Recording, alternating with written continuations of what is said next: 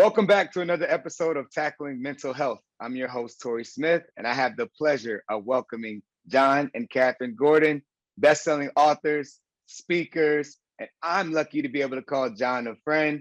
You guys, welcome to the show. Thanks for having us, Torrey. Torrey, great to be with you. Great to see you again. Nice seeing you. It's been weird, man. COVID, we're still kind of trying to get into a normal groove here now. How has that been for you guys? You know, it's been good. We actually did a Today Show segment during the pandemic on how to stay connected as a couple, how to stay strong as a couple during that time. And I asked Catherine on a scale of 1 to 10, how much you like to be married to me, and she said pre-COVID or now.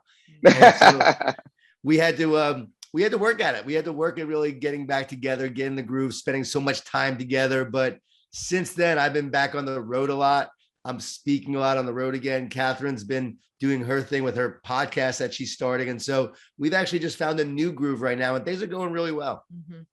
I can relate to that a lot.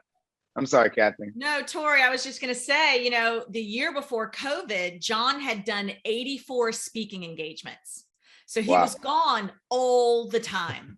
And then all of a sudden COVID hit and we were together 24/7. I was like, who is this guy? Right. So truthfully, we did use a lot of the principles in our own book, Relationship Grit, because it was a tough time, but it worked out. Yeah. Myself, obviously playing in the NFL, I was gone a lot. And then I retired, and then now I see my wife every single day. Wasn't much change. We were in the area. So it was a major adjustment for myself. And similar to what you're saying, it's like, well, do I know you? It's like, I've been around you all this time, and you're trying to figure out different things. But for us, it was definitely a challenge, but we were able to grow from it. I know myself, my wife, and so many couples can learn from your journey and your book, Relationship Grit. For those who aren't familiar with it, can you tell them about it? Well, it's a book, really, it's our story. And what's wild is, we wrote it before the pandemic, having no idea a pandemic was coming. And so then it hits. And then obviously so many couples are struggling during that time, but we had our struggles. So it's a very raw and real story of our struggles, of our ups and downs, how Catherine almost left me, how I struggled with my mental health, Torrey. I was dealing with depression and anxiety and losing my job during the .com crash. So I was crumbling in so many ways and really not being a great partner. I was not being a great husband. And so Catherine gave me this ultimatum, like, if you don't change, we're over. Like, you need to change. Because she was trying to help, but I was resistant, as so many people are in relationships. So that began this journey of working to become a more positive person. So it's my story. It's our story. It's the ups and downs. And then what we did to stay strong together, and how we have a strong marriage now, 24 years later, right? We have a really strong marriage because we applied these principles to our life. And so people will really resonate with it. We've already saved a few marriages, which is awesome. Yeah. Like, we've already gotten emails from people that have stayed together. They were going to get divorced. One couple filed the papers. They read the book, and literally the next day they canceled the divorce. They sent us pictures from their family vacation together. My brother even read the book, and he goes, before it came out, are you sure you want to share this? Yeah. Like, people know you as this author, positive guy, leadership person. They don't know what you used to be like. Are you sure you want to share it? I said, yeah, we've got to share it, because I've got to let people know, what I was like, to help them have the hope that they can change too, because we can all change and get better and become the best version of ourselves. And John, I feel like you're preaching to me right now, especially when you mentioned your mental health. That was the same journey that I had over the course of our young marriage. We're 9 years into it now, but just learning the ups and downs, and that I wasn't a great partner when I wasn't the best version of myself. And you being very transparent about it, and even being questioned by your own brother, it's like, yes, you are the right person to speak up, because if you don't, people from the outside will continue to view folks like you, or even myself as a former athlete, like we have no problems. Like, we're always strong, like we always have it together. Why was it important for you to be so transparent and talk about your mental health challenges and even your relationship challenges? I'm going to answer that first. Yeah. I'm going to speak for this, just because what happened, and the reason we decided to write this book and share our story, is I started running to all these women, believe it or not, in the produce section of the grocery store. And several of them telling me that they were headed towards divorce. Their husband was miserable. They were miserable, and, dealing with the kids and the sports. And so I would share my story of what happened with John. I mean, John, he was very depressed. He was angry. He, was not a good husband and not a good father. And, like I said, I gave him the ultimatum. And so I started sharing our story. And the more and more I did it, I would come home and tell John, I really feel like we need to get this out, to tell people that there is hope. There really is. And John, you worked really hard on yourself. So you want to talk about that? Yeah, it was important for me to share this story because I know I didn't get here overnight. As you know, it takes work. You have to work on your mental health. You have to invest in it. You have to feed the positive each day and weed the negative, so the negativity doesn't breed and grow, right? We have to make sure that we're not focusing on fake positivity, but real optimism, real belief, real faith, real hope. And so I did a lot of work in terms of taking a gratitude walk every day. I read research that says you can't be stressed and thankful at the same time. We think our mind needs fixing, but our soul needs healing. And so I had a soul that really needed to be healed from the wounds that I had of my past. I had to forgive, a biological father who left when I was a year old, right? There's a comedian who said, his friend said to him, "Hey, is your biological father a nice guy?" And he said, "If he was a nice guy, would I call him my biological father?" And so I had issues, with my father who left when I was a year old. So I had to resolve that. So there were so many things that needed to be resolved. There was healing that needed to take place. There was forgiveness that needed to happen. And then I need to work on myself. I always tell people it's okay to not be okay, but don't stay there. Don't allow it to bring you down a spiral staircase of depression and despair.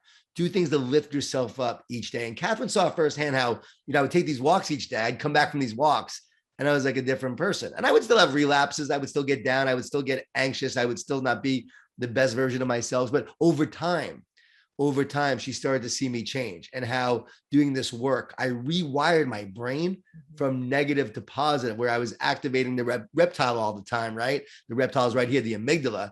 I was now activating the left prefrontal cortex, where you activate when you pray, you meditate, you practice unconditional love. Doing all those things over time, you rewire your brain, you rewire your heart in many ways, and you almost get like a heart transformation or a transfusion, right? That changes you. And that's been my journey. So it's important to talk about that. People think like I'm Mr. Positive, right? Because I do this work. No, I'm naturally negative. I grew up in Long Island, New York, Jewish Italian family, a lot of food, a lot of guilt. In learning that communication, and as we've all learned, sometimes it's not, what you say, it's how you say it. What type of role did communication play in you in terms of your mental health and avoiding certain triggers, or even throwing gasoline on something that could lead to more issues? And where there's a void in communication, negativity will fill it. So the key to a relationship is filling that void with positive communication. Even if it's not positive in terms of what you're saying, you're addressing it. You're having the difficult conversations. As you know, Torrey, great teams have to have difficult conversations. The Seattle Seahawks have Tell the Truth Mondays. Every Monday they get together and they talk about the truth of who messed up, who need to play better. Well, Catherine one time said to me, "Hey, you need to be a better dad. Like, I want to talk to you about that." And I said, "Okay, I'm open. Like, tell me what I could do better." I didn't get defensive. I wanted to, I have to be honest. I wanted to at first, but then I said, "All right, tell me, I'm open." And she gave me a bunch of things I should do. I started to practice some of those things, and it made a difference. You have to be willing to change, willing to be open, willing to receive feedback on how you can do better, but you have to do it in a loving way. It's how you say it. As you said, it has to come from a place of love, of good intention, where you want to support each other, not beat each other up, where you're tearing each other down is not good for the relationship, and focusing on each other's flaws is not the key. How can we help each other develop our strengths, minimize our weaknesses, or recognize our weaknesses and work on them? So yeah, communication wasn't my thing. I wasn't great at it, right? Most guys aren't great communicators. That's the thing, right? And if you don't communicate, you don't connect, right? So the 4 C's are communication, connection, commitment, and caring. That's the key to a successful relationship, right? And that's the key to mental health, because when you communicate, you're able to share your vulnerabilities, what you're working on, what you're going through, the challenges that you're facing. And I think so often we tear each other down. And so Catherine's like main tip in the book, one of the main tips that she loves to share is let the best thing that your spouse or your partner hears about you come from, here's about themselves, right? Come from you. Did I say it right? Let the best thing that your partner hears about themselves come from you. Mm. Right? So many times they don't get that side. So it's really important to build them up. Right. Did you do the dishes? Did we get this done? Did you take out the trash? You messed up the thing with the kids here. No, let's talk about and encourage each other along the way to have more positive interactions. But I wanted to share this. I do think it's important. And this is something I normally talk about with children, finding that time, that sweet time, that time that you find that they open up. But it also goes for your partner. I know with John, when he is traveling a lot and he walks in the door, that first 20 minutes, I am not going to try and communicate with him, right? He needs to decompress. He needs to go change. A lot of times he needs to eat. So it's about also finding that time that is, a relaxing time that you each can be receptive. And for us, it's a lot of times walking, taking a walk. Research shows 80% of arguments occur the first 20 minutes you walk in the door from work. So it's about taking that buffer zone. So for couples out there struggling in that way, this is key. And it's funny, Torrey, we wrote this book and we're talking about mental health now. We knew that there'd be new challenges along the way, right? And then after writing this book, our son is in college, and during the quarantine and the isolation, he really struggled with it, like so many teenagers and 20 somethings during that time. So I really believe what we went through helped us be a light and a source of support for him during that time. Just as you going through what you're going through, doing this incredible podcast is now going to help so many people. So we go through it, we learn, we grow from it, but I believe we do so we can help others along the way. And it's nothing to be ashamed of. Yeah. I wanted to touch on something again. We talked about online help, social media, technology in a way that we're using technology to communicate right now, how it really runs our world. It can be a positive thing and it can be a negative thing. How do you find the balance in which you use technology, whether it's your phone and being distracted or social media or whatever it may be? How do you find that fine line in terms of keeping your mental health at the level it needs to be? Well, that is definitely a struggle, Torrey. And it's one that it's a constant conversation in our home with our son and with each other. For me, I really have to say to myself, when I get up in the morning, I'm not going to touch my phone for 30 minutes. I'm going to do my prayer and meditation. I'm going to have my coffee. So it's been a real effort to not get caught up in that. And, you can spend hours looking through, TikTok. So you can go down that rabbit hole. And so for me, I've had to set some parameters for myself. What about you, John? Yeah, I've got to live my own principles when I talk about it, because it's hard. And because social media causes us to focus on what everyone else is doing, to focus on the outside, not the inside of you. And so you're always looking at everyone else. I do believe social media just magnifies the issue. It was always there. It just magnifies. Comparison is the thief of joy, the quote says, right? And so you look around and you compare yourself to others and the success they have. You can also get caught up in the arguments of the day and the issues at hand. And there are sometimes I will take a stand, as I knew you do on certain things, and I'll take a stand, but I try to just not get engaged where I'm now arguing with people, debating. I'm using it to share a principle I believe in, a stand, but I don't want to spend my time arguing, because that's not good for my mental health. Recently, I realized, what? I need to get back to reading more. I need to get back to nourishing myself more and not investing so much time in social media. So I believe it's a decision you have to make. But also the negativity that comes at you from people could also wear on you and your soul. There's that quote that says, from Gandhi, says, "I will not let anyone walk through my mind with their dirty feet." Well, in Twitter world, it's, "I will not let anyone walk through my mind with their dirty tweet," right? I'm not going to allow their negativity to affect me. So I think it's knowing that the power is inside you and you are not a product of your circumstances or your environment. You can create your circumstances. You can create your environment. So social media is a blessing. That platform is. Use it for good. Don't let it turn you into bad. And I think that's key. So Torrey, John has a couple quotes. Of course, he has thousands, but one of them that is my favorite. And that is that distractions are the enemy of greatness. And it's something that, of course, he's preached to our children as well as many sports teams, young players. So, it's that if it's a distraction, it's keeping you from being the best that you can be. And Torrey, it's so funny because my son came home from college a few years ago. He's like, hey, Dad, you know this guy, Gary V? I'm like, yeah, of course I know Gary V. He said, he's got like 7 million followers on Instagram. How many do you have? And at the time, I think I had like 50,000. So in that moment, I felt like a complete failure. I went to Gary V's page. I was like, wow, look at him. Like, look at the amount of followers. It didn't matter that I'd written a bunch of books, bestsellers, sold millions of copies or any of that. Like in that moment, I really felt like a failure and I wasn't living up to my potential based on the comparison. And I told myself very quickly, because I found myself like feeling down. It was wild. I was like, all right, John, just focus on your path. Focus on your purpose. You're not Gary Vee. He's the social media guru. That's what he's meant to do. You do what you're meant to do. And I felt better.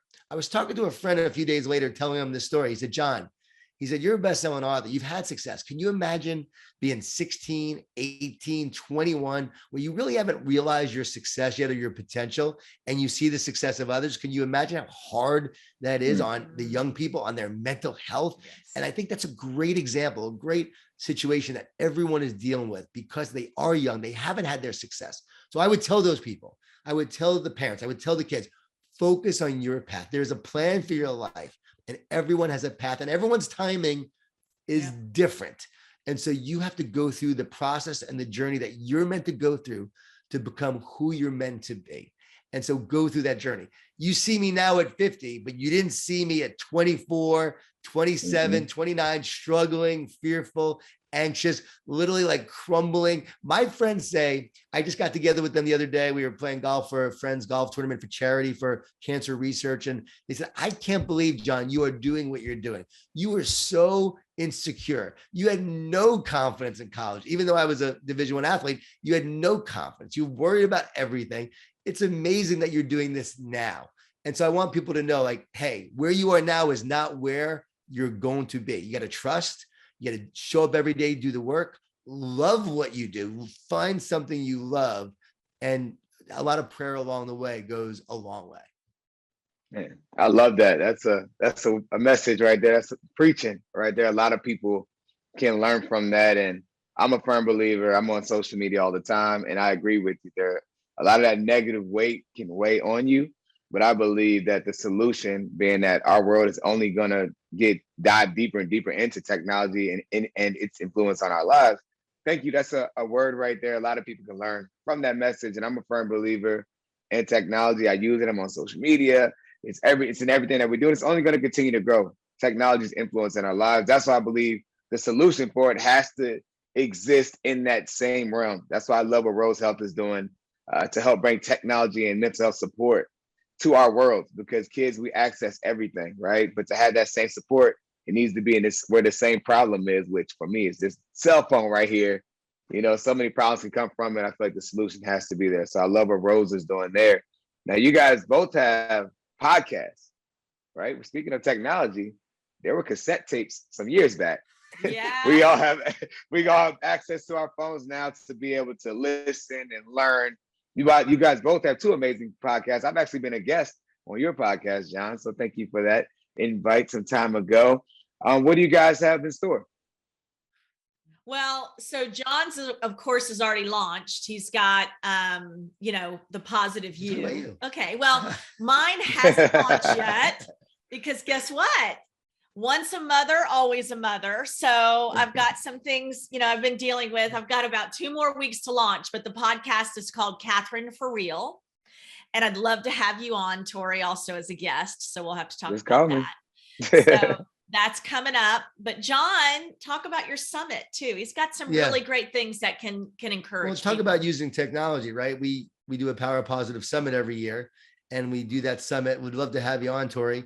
And every year we do this annual summit, and it reaches over probably 500,000 people that we're reaching with positive messages. We do free talks. It's all free. All free. Everyone gets to sign up for it. And my Positive University is the same thing. Every week I'm doing a positive podcast where I interview someone. You've been on it, loved having you on. And we're always just sharing ways for people to grow and learn and help become more positive. So it's really, really something I've loved to do. I've learned a lot from it. I've grown a lot from it. And I'm happy I'm doing it. But Catherine's doing Catherine for Real. And she's like, she's always great at asking questions of people. Like when we meet people, she'll like be so inquisitive. She'll get them to say, she'll get them to share things they've never shared before. They're like, I've never told anyone that before. Happens all the time. So I'm like, all right, this podcast is going to be really epic. So she's done a bunch. She's on that journey now. Yeah. And again, using technology for good. The technology can be used for bad or it can be used for good. So why don't we use it for good and find ways to connect, inform, encourage, and inspire? And that's our goal. Positive University, Catherine for Real. And I always say Catherine's gonna be a rock star in this. I can't wait for this. I'm gonna retire, Torrey. She's gonna take over. It's gonna be great. John and Catherine, thank you so much for your time. Catherine, I know your podcast is going to be the real deal. I could tell before we even jumped on air, I could feel your spirit, your energy. It was very welcoming, and I felt like I was talking to my own therapist. So thank you so much. John, as always, I appreciate your guidance and your leadership from afar, and I'm thankful to call you a friend. And I appreciate you guys for joining us on this podcast today. Torrey, thank you so much for having us. And I love what you're doing and what Rose Health is doing. I really look forward to seeing more of what you guys are unfolding to help everyone with their mental health. Yeah, it's the perfect combination with your experiences, your expertise, and your influence, and then Rose Health with what they're doing with the technology. It's awesome. So we're excited, and we're just honored to be a part of this, and just love the difference you're making. It's perfect. Thank you, guys. I'm looking forward to being a guest on both podcasts soon. You have a good one.